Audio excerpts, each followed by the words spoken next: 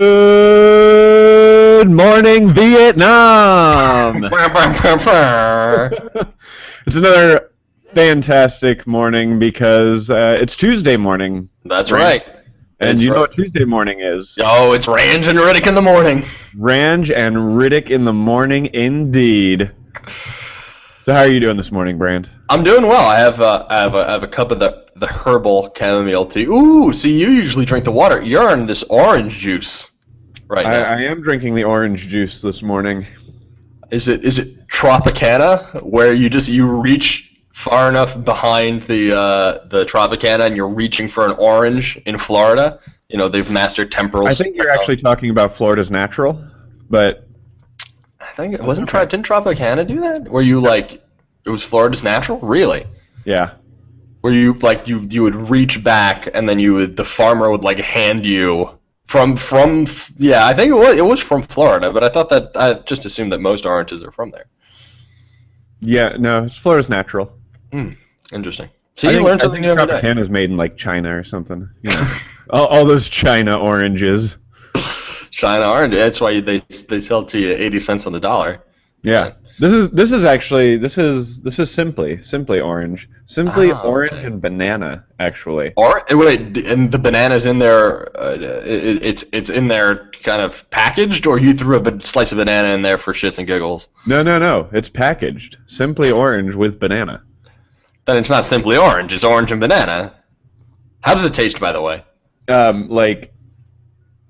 Like heaven.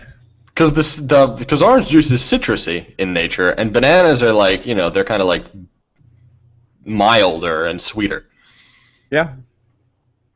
That's about what this tastes like. Oh, it's got that nice little tang, but there's that hint of just that hint of substance that a banana gives you.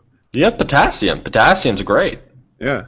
Except in great amounts, it could kill you. Well, anything in great amounts can kill you. Potassium especially. Okay. I won't eat 25 bananas. You should trust me on this. I'm a doctor. Yes, you are a doctor. I'm not a doctor. I'm not a professional anything. And then you also have riboflavin from the oranges. I do love me some riboflavin. Yeah, so do I. Speaking of riboflavin and oranges, I went out for Greek food on Saturday to a new Greek place a few blocks from my house. And I got a chicken wrap. It had some dressing on it and some arugula and all sorts of. The meat was roasted Greek That's style. That's a fun word to say. Arugula.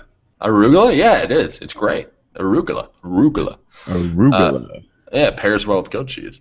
But also in the wrap, I'm noticing I took a big old bite and I was like, well, something tastes not bad by any means, different. Look down. There were slices of oranges in this wrap, which added a citric, kind of tint to the whole thing. But it was really refreshing because you had a little bit heaviness of this dressing with the orange juices, and it was a flavor sensation that, dare I say it, I think should sweep the nation. Yeah. Oh, that's quite the praise there, Brandt. It's true. You know what else is sweeping the nation, Ben? Brantway? Herpes? Well, that's that's all the time. It's it's one in three people. If there's a third person, one of us would have herpes, statistically. Yeah. That's actually a law. If there are three people, one of them has herpes. Yeah, it's true. As a matter of fact, ladies and gentlemen, Riddickulousness has a cast of 4. You know what that means. One herpes member. Yep. 1 in 1/6. But no, what sweeping the nation is the news that the Xbox is being packaged as of June 9th, sans Connect, for $399 American dollars. Sans meaning without. That's true. For those of you who don't know what sans means. But outside of Comic Sans.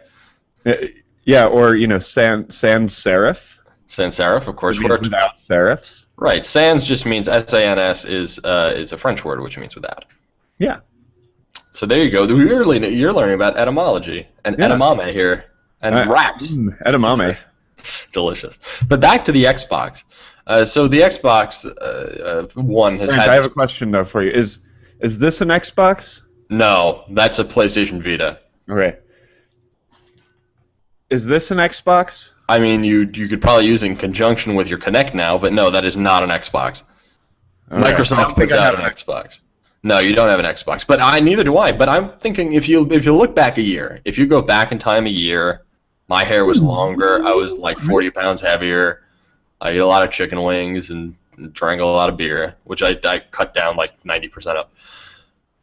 The Xbox One was birthed into this like hellscape because of the shittiest marketing I've seen, with the exception of Sony's E3 press conference when they announced the PlayStation 3 and told people to get a second job in order to afford the damn thing. Yeah. Which is just best the thing worst. ever. That's the worst PR ever, which is completely different than their PS4 launch.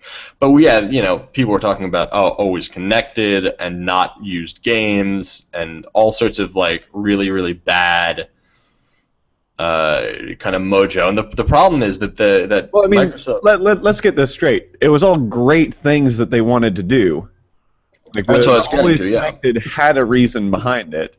Yeah, I'm just saying they had bad marketing. They told you all the bad stuff without giving you any sort of justification. Exactly.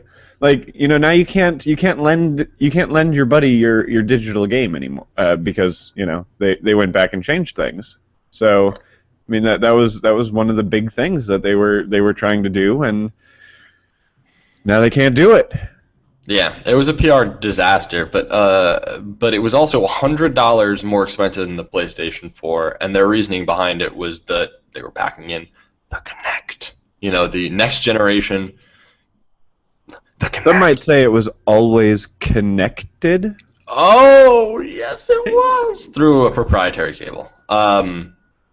So I looked at the situation. Didn't have any interest in that. It was Connect 2 Electric Boogaloo, where it was like Connect for real this time, and it did even more tracking and just holding that hammer.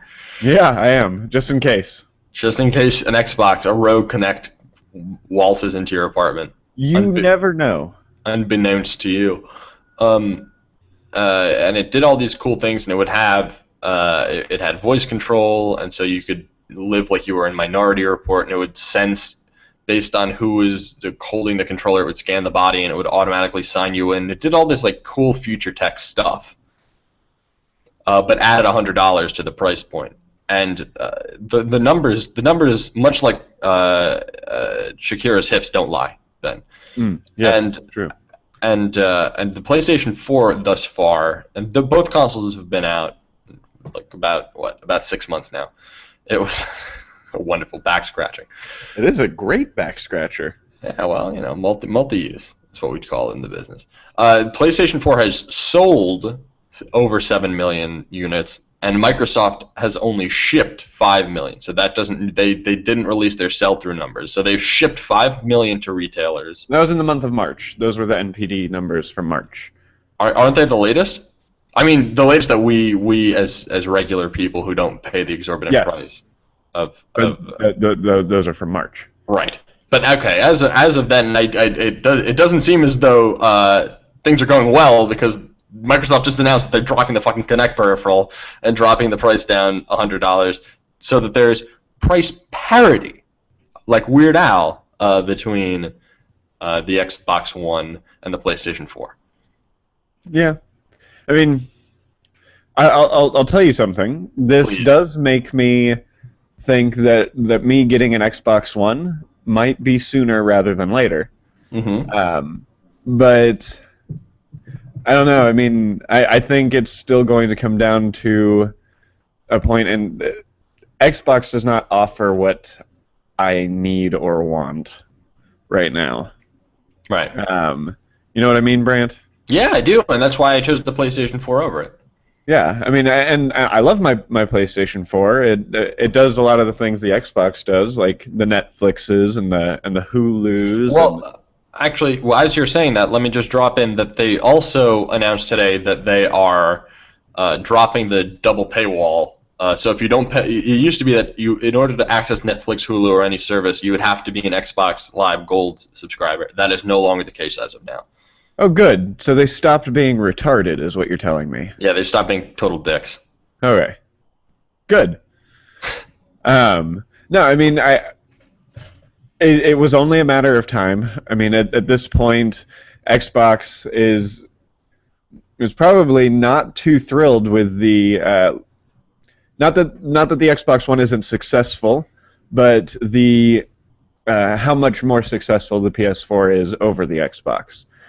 Because I mean, this last generation, just being in those gaming forums, like, or any of the IGN forums or message boards or Facebook groups or anything like that, there are a lot of people that made I feel made the switch from Xbox to PlayStation this generation, and with no looking back. And I do think that Microsoft may be too little too late on not packaging the Kinect.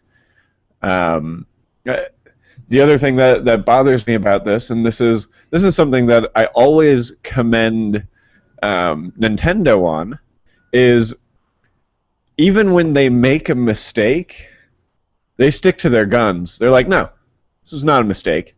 This is the way we want to go with gaming, so this is the way you are going to game on our console. I think what really should have happened is Microsoft should have taken a little more of a loss and continued to package the Kinect and just drop the price down. That was an option. There's an idea. I'm actually interested. They didn't say if they would ever sell the Kinect separately, although I assume that they have to, right? Just have a $100 peripheral to just be like, hey, if you want this voice control. This doesn't bode well, though, because again, the Xbox One was built with a vision of always online and Kinect and all this other stuff, and now less than a year later, they're like, that vision is dead. Yeah, I mean, like, none of what they were talking about wanting the Xbox to be able to do is the Xbox able to do now, or at least I feel that way. I mean, the really neat features that were compelling to me, someone who is a PlayStation owner, became less compelling when they got rid of them. I agree that the marketing was terrible.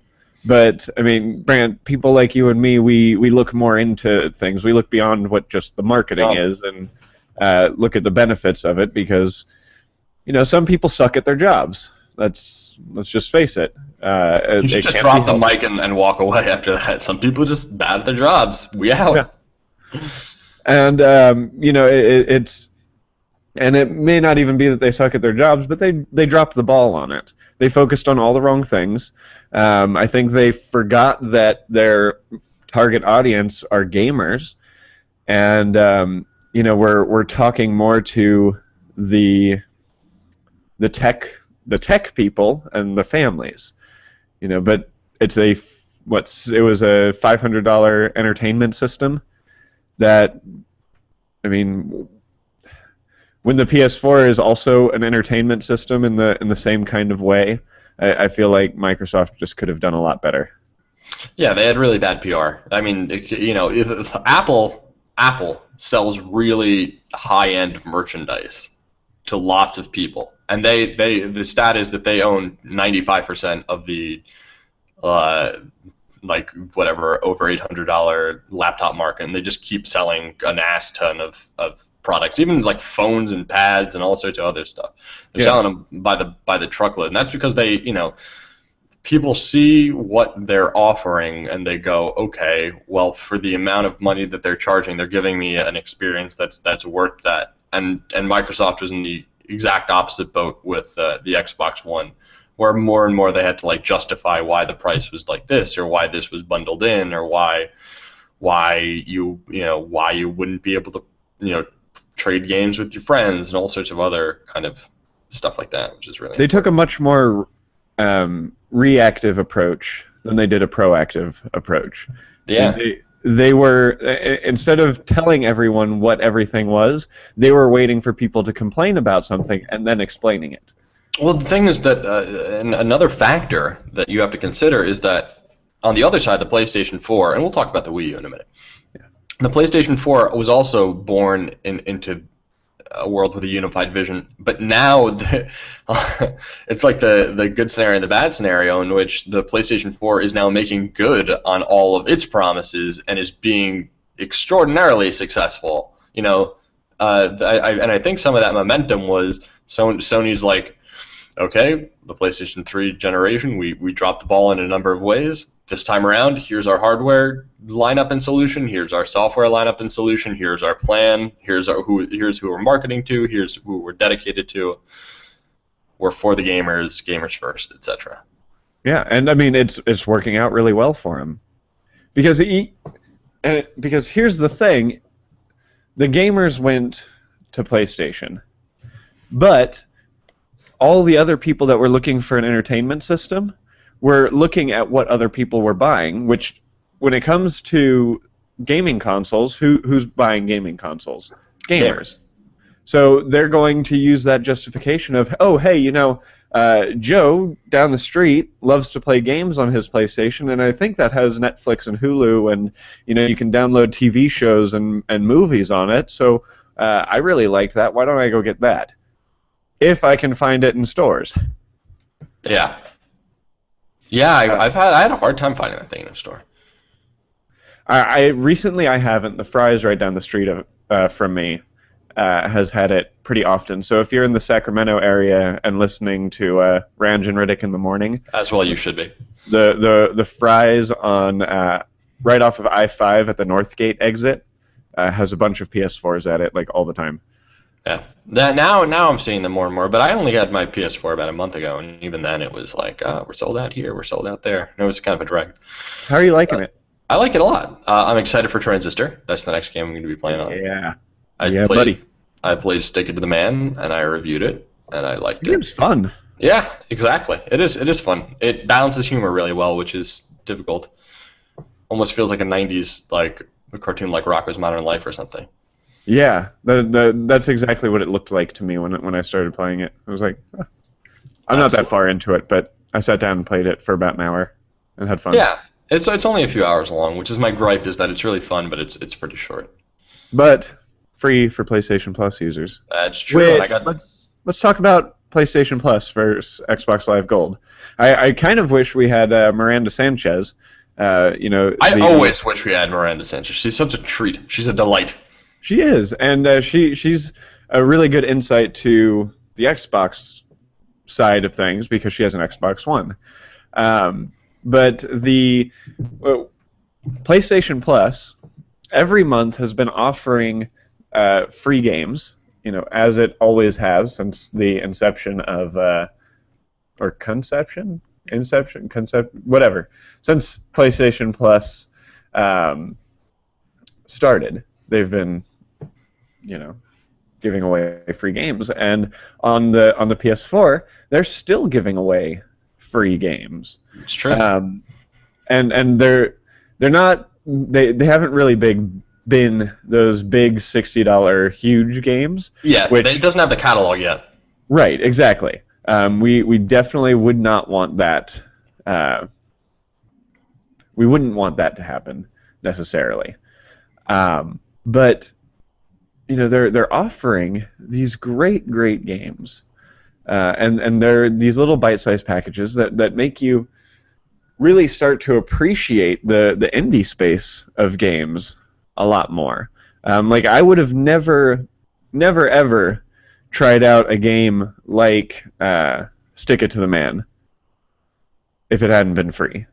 But now that I've started playing games like Stick It to the Man or Contrast or any number of these free games that have come out on PlayStation Plus, I found that I really do enjoy those little bite-sized games. Yeah, I agree. I was thinking about it. Child of Light, which is such a great game. It's as large in terms of space size as the GameCube's proprietary media disc, and so I'm like, well, it's interesting. These indie games are now as large as games kind of used to be, and obviously that's to the nth degree with NES, SNES, and N64, all those other generations. But we're getting to the point where just because it's indie, like Transistor, so cool. The second game from the next game from Supergiant Games after Bastion, which is another great game. Mm-hmm. And I'm very excited to play that game. It's the game I'm most anticipating on the console right now. It looks fun. Like I watched the trailer for that. Yes. It looks like a fun game. Yeah, Supergiant knows what they are doing, and Yeah. that kind of stuff really, I think it's really great. I like those, less expensive, more experimental games as much as I love the AAA games. Yeah. So the cheese stands alone now. There's a little company called Nintendo. Ben, I don't know if you've ever heard of it. I haven't. What is this Nintendo you speak of? It's a game. It used to be a card company, and then it transitioned into making video games. They have a guy. He's got a mustache. His name is Mario. They're in a really weird spot, and they're in a weird spot because the Nintendo last gen hardware, it's not as powerful. The games on it that I've seen look very pretty. Like whenever I get one, I'm sure that I will be as enthralled with Wind Waker HD as I am with these other next gen titles, more next gen, however you want to say it, titles.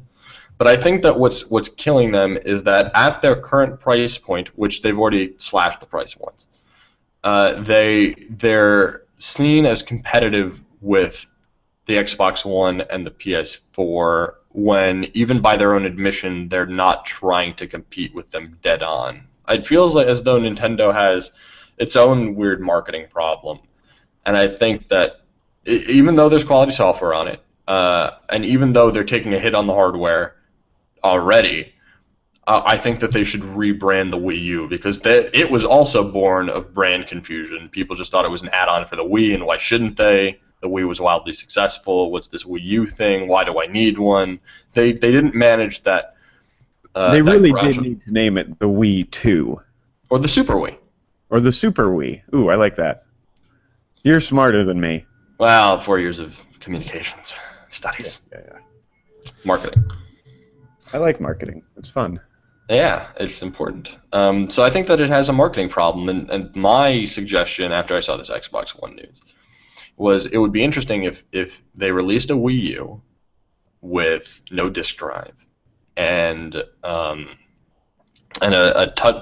touchpad that was smaller, a controller that was smaller and didn't have this very large touchpad, had a smaller one, and they released it for $200. Yeah, I agree. I love my Wii U. Yeah, I will eventually love one as well. It's a great game. It's fun. It's a great system. It's fun. I enjoy it. But I agree with you. I think if they rebranded it, took out the disc drive. I mean, they already do this thing where they promote the digital games more than they promote the disc-based games. Also, if you bought a Pro console, for every $50 you spend digitally, you get $5 back. Really? I did not know that. Yeah, I think you have to sign up for the promotion, but yeah, that means every time that you buy stuff, you're eventually building up and up and up. So when I buy everything, I'm digital only. When I buy Zelda Wind Waker HD, then I'll have an extra $5 to spend maybe on a virtual console game. Or when I go whole ham and buy $100 worth of virtual console games, I'll have an extra $10 for virtual console games. Yeah, that's the way to do it. It seems like the Wii U's got a whole bunch of really kind of cool ideas, but again, it's a branding problem of at $299, they're still. It's not an electronic impulse purchase, because electronic impulse purchases are higher than the $1 Snickers bar you see right at the end, right by the cash register, and you're like, fuck it, Snickers. There's a higher threshold there, but I think that at $199, if they did something wild and said, all right, this is going to be like Wii Timber. And for the entire month of September, you can get this new Wii U for like $1.79, or October, or November. Make it November, not just a Black Friday deal, just all of November. So you have all of the people in the stores, people looking for consoles, and they see this $179 box, and it also can play Wii games, and it can the old titles, and you can play the new titles, and it's all. Every $50 you spend in the store, you get money back, which is brilliant. then you're looking at a very compelling side kind of purchase for the gamer, and a major purchase for maybe kids or people who only want to play Nintendo games. Yeah. Sorry, I got distracted. Twitter is blowing up and has been blowing up for the past like 15 minutes. Did you see what just happened on Twitter? I don't know if I know what's going on. Why? What's happening? Zack Snyder just posted a picture of Ben Affleck in yes. the Batman suit. Yes. It's kind of epic. Yes. You know what else is epic, Ben Riddick? Video games. No, this is sidebar. The webcam that I'm using on Amazon today is the deal of the day, and if you add it to your cart, you can add it to your cart via Amazon cart. It's $50 as opposed to its usual price, and if you go to Best Buy, you can have them price match it. Ooh. Oh yeah, that's right. I love that Best Buy price match. Yeah. So I just wanted to let you know that if you have some money and you want some higher graphical fidelity in your life, I needed to make you aware of that. Yeah. There are a lot of P's in that. 1080. I like peas. Mm-hmm. Yeah. Definitely. Delicious. They're great. Yeah, please. What? No, it's been about a half an hour now. It has been about a half an hour. It's time for us to go back into our holes, except for Ben, who needs to go to the hole that is Best Buy in order to purchase this perhaps. Yes. You know what's happening this weekend, Brandt? Please, just tell me what's happening this weekend. There's this wonderful event happening on www.riddickulousrants.com/podcastlive on Sunday. Good gracious. What's happening? There's for the first time ever, the entire crew, the entire round table from the Ridiculous Rants podcast will be in the same place. Oh, golly gee. Yeah, we're going to be in the same place, and we are going to be doing trivia. Oh, I saw this, yes. It's actually pretty exciting. James over in Capelli's Corner Capelli is going to be the trivia master. He's going to be like the quiz master. The quiz master, but I prefer trivia master because he'll be the Riddler. Oh, that's perfect. That's what we're going to call him. He's going to be the Riddler of the night. Excellent. And he's going to be challenging myself, Nikki the Powerful Powell, and the Gingerbeard Man, Kenny Haynes, to trivia. But he needs your help, listeners. Oh, good God, how can I help? If you want to help James stump the three of us, all you have to do is email James at riddickulousrants.com. That's riddickulousrants.com. With a trivia question and answer that he can ask on the show. If you put your Twitter handle in the email, we'll let everyone know that it was you who sent it. And here's the best part. We're going to be giving away some prizes. Oh, good golly, Miss Molly. We have got some great prizes for you. Nikki got the pretty much the how-to guide of being a nerd. Nice. So in case you forgot, we got a book for it. Excellent. I'm going to be giving away a Spider-Man Sinister Six Premiere Edition graphic novel. Trade paperback. Well, no, it's trade hardback. But I'll be giving that away. I'll also be giving away Spider-Man the Gauntlet. Nice. And I believe we're working on. I'm trying to get some other donations in, but you can definitely bet that there will be some maybe PSN cards and Xbox Marketplace cards and a Comixology gift card as well. Because that's awesome. All right, so Ben, where can people find you on the internet, and then we'll tell people where we can find me on the internet, and then we can bounce.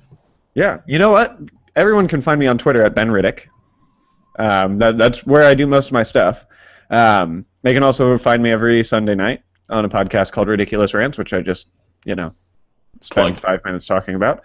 You can also find me every Thursday night or Friday morning on the iTunes on this great comics books show called the Poll List Podcast. We had issue 1 come out last week, and it was fantastic. And And yeah, you can find me every Tuesday morning here, which is great. It is great. Yeah. You can find me on Twitter at Branj, BRANJ. You can find my podcast, Minor League Geeks, in the iTunes Store, Minor League Geeks. You can follow that on Twitter at MLGeeks. There's also a sister podcast, Lipstick Nerds, that's on the iTunes Store and at Lipstick Nerds on Twitter. And you can find my writing at brantrange.com, readretro.com, and eventually ridiculousrants.com. I like how you end that way every week. Eventually, ridiculousrants.com. Yeah, it's true. By the time you actually have something, our name will have changed. Yeah, I know. I don't know by the way, what I'm talking about. Our name is, yeah. Well, this has been fun, man. We had a good conversation. It's been a great show. And so good. I think it's about to sign off the way we always do. Yes, absolutely. Thank you for listening, of course. Yeah. Thank you for listening. And see you next Tuesday. Oh, I have to hit the stop broadcast.